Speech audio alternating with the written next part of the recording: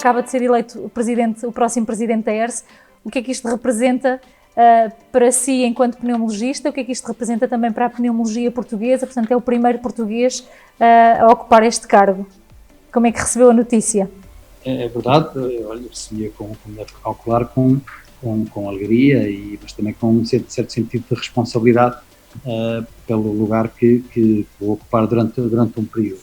E, portanto, como aliás digo na entrevista que tiveram a gentileza de me enviar, isto também representa, de certa forma, um compromisso e uma gratidão para todos aqueles que me ajudaram a chegar até aqui, desde logo os meus mestres, os meus colegas, os meus discípulos, os doentes e a minha família, obviamente, também. Portanto, pessoalmente, obviamente, que é uma satisfação e é um certo preenchimento, não é? Profissional que não posso deixar de registar com agrado e com algum orgulho, e julgo também, a segunda parte da pergunta que me fez, que isto também representa um reconhecimento do desenvolvimento que a pneumologia portuguesa tem tido. E isso é muito importante também. Este é, julgo que um balanço, ou mais um balanço positivo desse desenvolvimento que a pneumologia nacional tem tido nos últimos tempos, e portanto também, obviamente, a minha gratidão também vai para a pneumologia, que também me ajudou, enfim, quer enquanto estive na sua direção, quer como membro da sociedade, a criar as condições para que pudesse ter acontecido esta eleição. E particularmente me ajudou também, aliás, agora neste momento eleitoral, e portanto também estou muito grato por isso. Muito bem, professor. Chega, portanto, à liderança da ERSE num período particularmente crítico. Portanto, estamos aqui em plena pandemia, uma pandemia que afeta sobretudo, portanto, todo o aparelho respiratório. Quais é que são os objetivos, quais é que são as grandes prioridades neste momento da ERSE? Pois, tal como todas as outras atividades, hoje tudo está a ser feito de uma forma remota, não é? Eu aterrei há 1 hora, talvez nem tanto, de Munique, onde os moderadores e a organização esteve localmente em estúdios que foram criados para o efeito, mas onde obviamente não havia público, e portanto eu estive num enorme centro de congressos, onde já tinha estado também num congresso da Sociedade Europeia há alguns anos esta parte, e é triste vermos entrarmos em salas que estão criadas para se fazer as sessões, pequenos estúdios, e não termos depois, enfim, ninguém à volta, ninguém a visitar exposições, a visitar a exposição da indústria, a visitar a World Village, como sempre acontece na Sociedade Europeia, ou a conversar apenas e a trocar impressões, como sempre acontece. É estranho, mas a verdade é que nós normalmente temos à volta de 22 mil, 23 mil, apenas um ano, que foi o último congresso de Amsterdão, ultrapassámos os 23 mil, e este ano os números que ontem nos tinham chegado traduzem, de facto, uma participação de mais de 30 mil participantes de modo remoto, de forma que é verdadeiramente fantástico também ter esta oportunidade. A Sociedade Europeia já tem alguma experiência, não é, nestes modelos híbridos até, mas também virtuais, com o pessoal à distância. Mas, por exemplo, olha, há um programa da Sociedade Europeia que são os satélites, que também o ano passado aconteceu, há 2 anos aconteceu em Portugal, não é?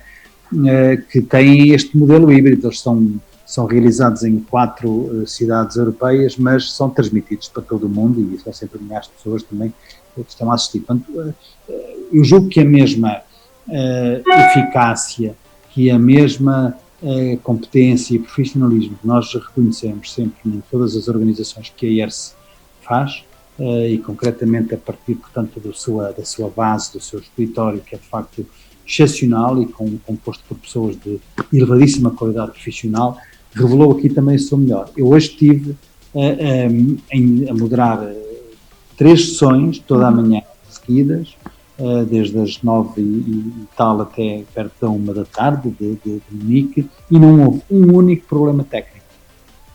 isso foi verdadeiramente notável. Tudo fluiu como devia, no tempo devido, o que também é de registar. Julgo que a máquina está bem oleada. Eu sei que houve alguns problemas durante estes últimos 2, 3 dias, não deixou de haver alguns problemas técnicos, que há sempre, mas curiosamente nas 3 sessões em que tive, eu, enfim, senti-me como se estivesse a participar numa sessão presencial, porque não verifiquei e não se detectou qualquer problema e tudo decorreu com muita normalidade. São tempos novos, não sei o que é que vai acontecer, devo dizer, não sei o que vai acontecer, eu também tive a oportunidade nas perguntas que me fez de responder isso, porque e nem ninguém pode antecipar o que vai acontecer.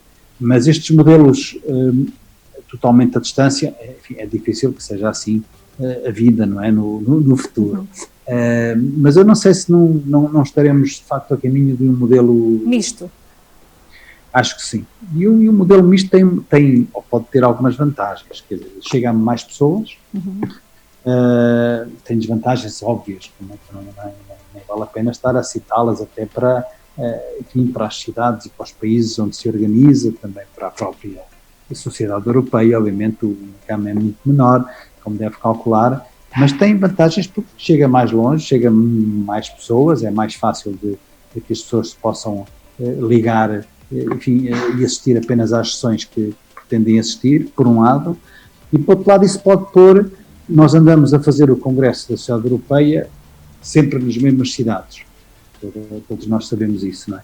E aqui há 2 anos, precisamente, nós identificámos, enfim, já estava eu como secretário-geral, identificámos 5 cidades europeias que podem acolher o Congresso da Sociedade Europeia se de facto os números descerem significativamente. Lisboa está entre essas cidades? A primeira da lista das 5 cidades e, portanto, enfim, pode ser que esse modelo misto possa vir a beneficiar também, enfim, a possibilidade de termos o Congresso da Sociedade Europeia em Lisboa. E gostava que isso acontecesse ainda durante a sua liderança, ou pelo menos que ficasse encaminhado nesse sentido. Exato, pelo menos que ficasse encaminhado, ou que fosse mesmo durante a liderança, não acharia mal, não é divulgável, mas já estão alinhados, teoricamente, se tudo se mantiver como até o ano passado, as 3 próximas cidades, portanto, para 21, 22 e 23, 21 já se sabe, naturalmente, a Barcelona, depois outras não se sabem, mas elas já estão escolhidas, aliás ainda foram escolhidas,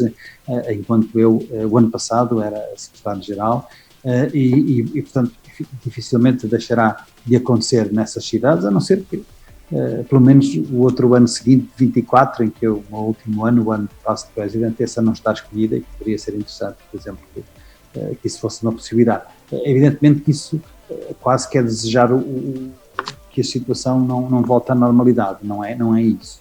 Agora, eu acredito que, tal como o mundo em geral tem alguma, ou pode ter alguma tendência em mudar com esta situação que estamos a atravessar, é possível também que este tipo de eventos possa ter daqui para a frente um cenário um pouco diferente. Ainda assim, Barcelona, para já, prevê-se que seja presencial ou eventualmente neste modelo misto? É muito difícil, neste momento, fazer qualquer previsão.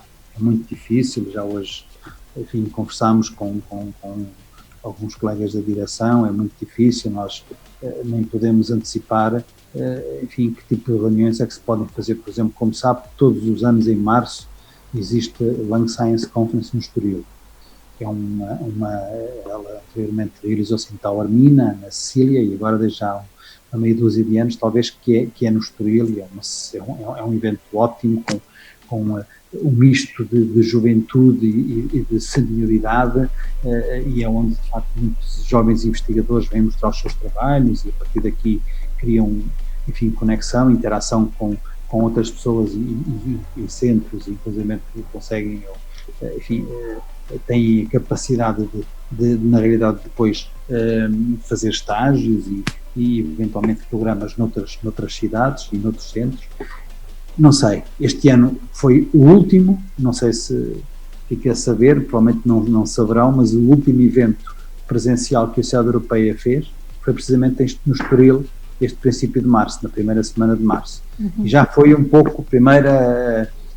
Em Portugal, como se sabe, os números estavam muito baixos nessa altura, praticamente não tínhamos casos, de Covid-19 e por isso a sociedade europeia achou que podia fazer, ou já alguns colegas, sobretudo de sítios mais distantes, que entraram por videoconferência, mas foi a última reunião que foi realizada presencial da ERS, foi o Lung Science Conference no Estoril. Ainda hoje discutimos, será que vamos ter o Lung Science Conference para o ano ou um outro evento muito importante?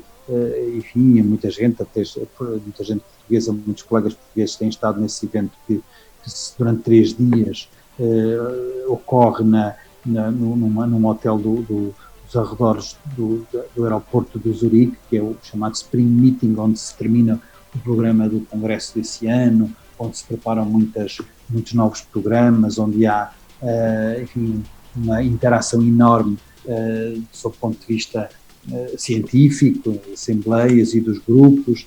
É sempre um momento muito forte da sociedade europeia, esses 3 dias da vida, da atividade e sobretudo da atividade científica e educacional. É impossível prever que ele possa acontecer em abril, que é habitualmente em abril, maio, Spring Meeting. Este ano não houve, para o ano haverá o Congresso em setembro da forma que o conhecemos.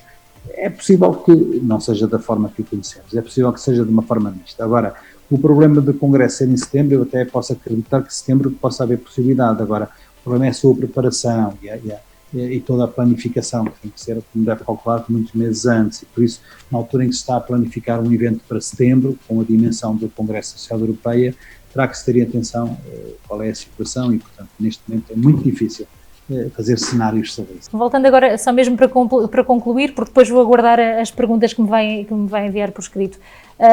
Voltando a este congresso, a pandemia, a Covid-19, fez alterar aqui de alguma forma todo o programa científico do ERS Congresso Digital, sente que, mesmo não sendo nas sessões oficiais, mas em termos de perguntas, de questões vindas da audiência, sentiu muito o peso e a presença da Covid-19 nas sessões científicas? Sempre presente. Eu hoje, como disse, estive a fazer a gestão de 3 sessões, um simpósio, um hot topics e um state of the art, e não houve nenhuma sessão dessas, talvez até diria quase nenhuma das intervenções, das 12 intervenções que aconteceram aí, que não tivesse, obviamente, a Covid-19 por cenário também, sobretudo no ambiente de perguntas e respostas, mas também até na apresentação dos próprios oradores. Essa situação esteve, obviamente, sempre presente, porque muita da discussão que houve e das apresentações que aconteceram tiveram precisamente por base também esse cenário.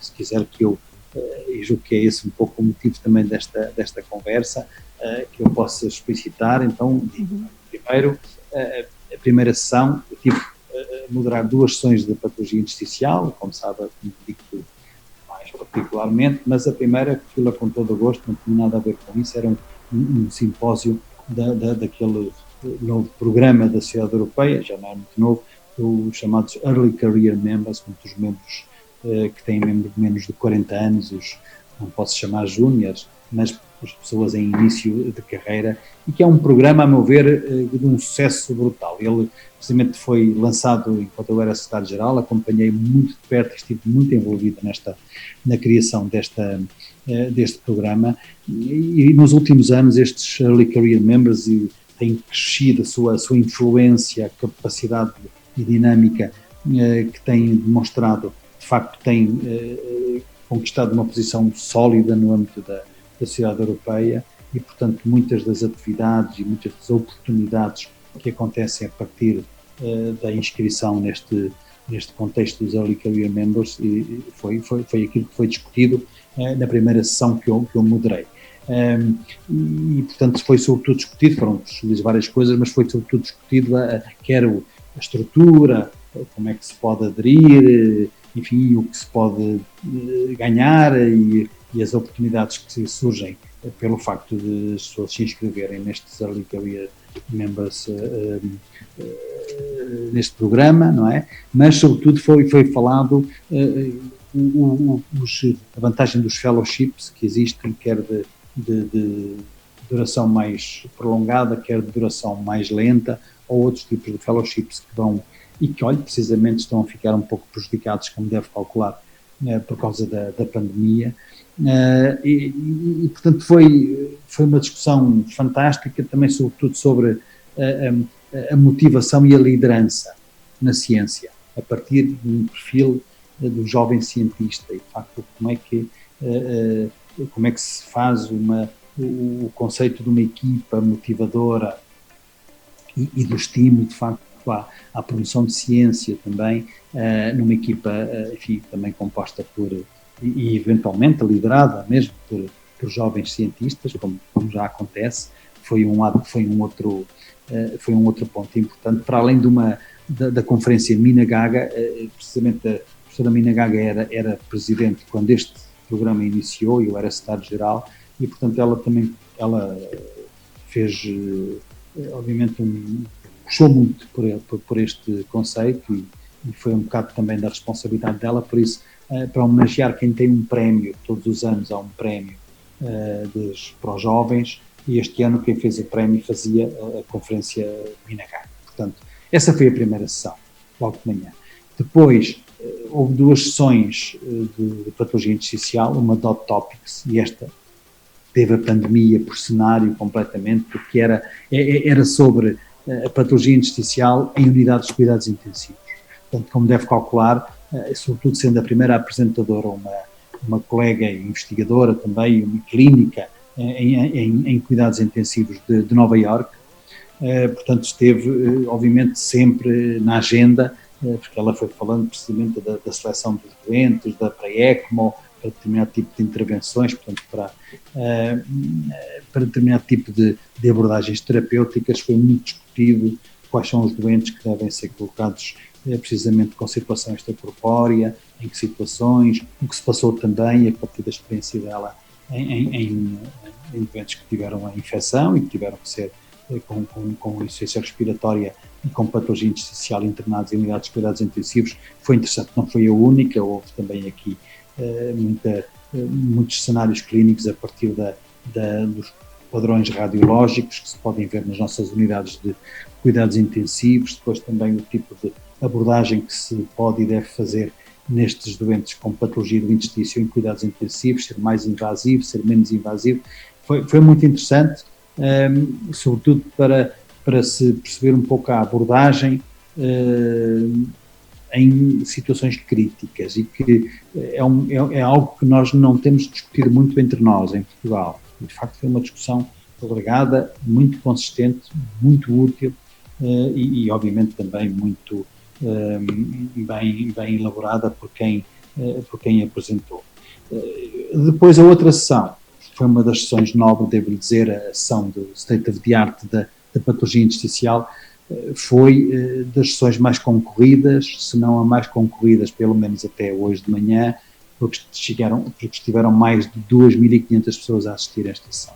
Isso é uma coisa que nunca na vida aconteceu num Congresso da Sociedade Europeia, estarem quase 3.000 pessoas a assistir a uma sessão presencialmente, e aqui estiveram mais de 2.500 pessoas. Foi de facto um belíssimo momento, até para os oradores, que eram de excelência. O primeiro era logo o professor Atul Wells, que é, como sabe, uma eminência na área da patologia do interstício, e aqui foram apresentados há muitos programas, muitas task forces, muitos programas científicos que estão a decorrer no âmbito do interstício na sociedade europeia, e portanto aqui também foram abordados esses programas por essas pessoas que têm estado a liderar algumas dessas áreas. O professor Atul Wells falou concretamente de hipersensibilidade, mas destaco também uma apresentação excelente de uma colega nossa conhecida, que já cá tem estado, de Barcelona, Maria Molina, que fez uma apresentação sobre o estudo genético na patologia intersticial, também com base em programas que estão a acontecer e em áreas de investigação que estão a ser desenvolvidas, e portanto o interesse da abordagem genética para estudar a patologia intersticial. E outras, e mais uma vez se falou de quais as abordagens que podemos fazer, mais invasivas, menos invasivas, para estudar, e aí obviamente o grupo de FORLI do professor Vendrino Poletti, uma assistente dele concretamente, a Cláudia Ravalha, fez a precisamente uma boa abordagem de utilização de algumas das ferramentas que nós usamos muito na Europa, o lavado broncoalveolar, a criobiópsia, por exemplo, e houve muita discussão, porque obviamente as pessoas que estavam, mais de 2.500, eram de todo o mundo, precisamente por causa das opções que muitas vezes não são exatamente coincidentes com aquilo que acontece na Europa. E outro aspecto também importante das doenças reumáticas, sobretudo das doenças inflamatórias, também com repercussão intersticial, devo dizer, das sessões, até portanto pela audiência alargada que teve, mais de 2.500 pessoas, eu creio que de sessões destas, dos 4 estúdios onde havia sessões científicas, foi até agora aquela, pelo menos até de manhã, aquela que tinha tido mais, eu depois vim embora para Portugal, que tinha tido mais audiência, e estou muito satisfeito por também ter estado eu a moderá-la, por ter decorrido muito bem, com apresentações excelentes, sempre com tempo. Isto é um aspecto importantíssimo. Eu julgo que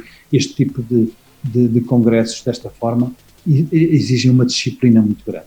E isso é algo também que é muito importante nós, em Portugal, assumirmos e interiorizarmos. Não houve nenhum dos oradores que tivesse passado o tempo que lhe foi dado de 10 minutos. 10 minutos não é nada para falar de um tema. Mas, precisamente, quem tem a capacidade de, em 10 minutos, expor aquilo que normalmente gostaria de expor em 20 ou em 25 ou em meia hora, precisamente demonstra também a sua competência ao ser capaz de ter essa capacidade de síntese. Não houve uma única derrapagem no tempo, é verdadeiramente excepcional. Eu estive num estúdio desde as 9 da manhã até à 1 da tarde e não houve não só, como há pouco disse, problema técnico, como também houve uma competência total por parte dos apresentadores. E isso, para estes congressos, é fundamental. Nós vamos ter vários testes em Portugal. Seguramente eu julgo que o primeiro, olha, eu já que estou aqui, é o Congresso de Pneumologia do Centro, que é 1 e 2 de outubro, e eu aguardo também ansiosamente que todos possam ter este cumprimento rigoroso como estes dias, pelo menos hoje, pude assistir no âmbito do Congresso Social Europeu de Pneumologia. E neste modelo digital é mesmo o tempo ideal, 10 minutos de apresentação, muito mais do que isso acaba por tornar-se exaustivo. Sim, para quem está a assistir, não é? Julgo que este modelo foi muito bom. Cada sessão tinha 1 hora, as apresentações eram de 10 minutos e depois havia 15 minutos para discussão. Com a hipótese de, havendo muitas perguntas, como foi o caso nas 2 sessões do interstício, foi uma loucura, havia perguntas com a quantidade de pessoas que estava a assistir, se criar uma outra sala paralela, após o encerramento, havia a possibilidade de a discussão continuar numa outra sala paralela, em que nós, o moderador, já não estávamos a intervir, em que estava uma pessoa, a área técnica da Sociedade Europeia que fazia essa gestão, e os oradores respondiam diretamente às perguntas do povo. Portanto, nestas 2 sessões também esses breakout rooms foram criados e segundo sei também tudo decorreu com grande competência e profissionalismo.